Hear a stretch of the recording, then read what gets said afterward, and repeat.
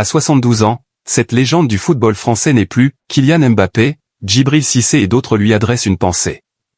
Le football français est en deuil. Figure respectée des bancs de touche et enfant du Montpellier Hérault SC, Jean-Louis Gasset s'est éteint à l'âge de 72 ans. Formateur, entraîneur et homme de valeur proche de Laurent Blanc, il laisse l'image d'une personne appréciée, fidèle à son club de cœur et profondément attaché à la transmission. Le football français perd l'un de ses visages les plus respectés.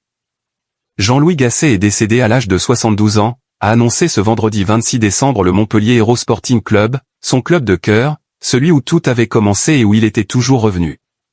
Natif de Montpellier, fils de Bernard Gasset, l'un des membres fondateurs du club aux côtés de Louis Nicolin, Jean-Louis Gasset a incarné toute sa vie l'ADN montpelliérain. Le MHSC rappelle dans un communiqué son parcours hors norme de joueur, d'éducateur, puis d'entraîneur de l'équipe, première à 3 reprises, la dernière entre octobre 2024 et avril 2025.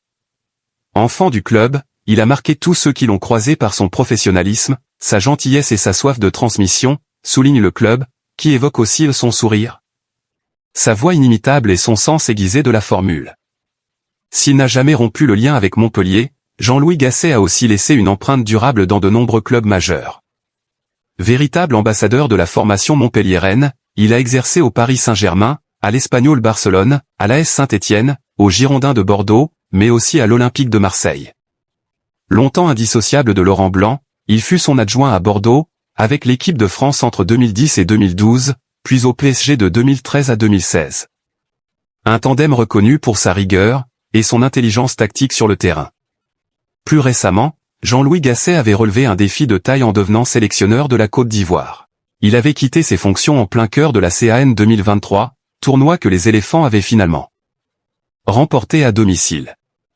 L'Olympique de Marseille n'a pas tardé à saluer sa mémoire dans un message empreint d'émotion après avoir appris avec une immense tristesse le décès de Jean-Louis Gasset. Le club perd aujourd'hui bien plus qu'un entraîneur, il perd un homme de football respecté, un technicien d'expérience, et une figure profondément attachée aux valeurs humaines de ce sport. À Marseille, il a su apporter son calme, son sens de l'équilibre et son regard avisé. Apprécié des joueurs comme des dirigeants, il laissait derrière lui l'image d'un homme juste, à l'écoute, profondément respecté dans le vestiaire comme en dehors, a-t-on d'abord pu lire. Une figure qui traverse les générations.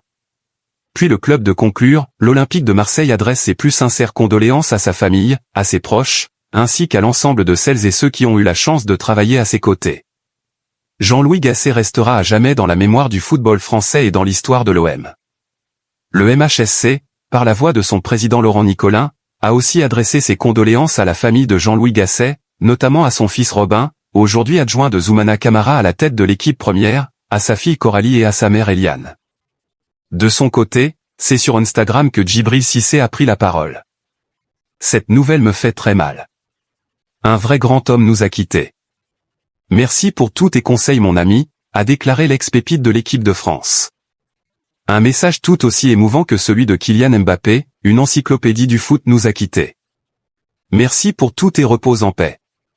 Discret, fidèle, profondément humain, Jean-Louis Gasset laisse derrière lui bien plus qu'un palmarès mais bien une manière d'être et de transmettre.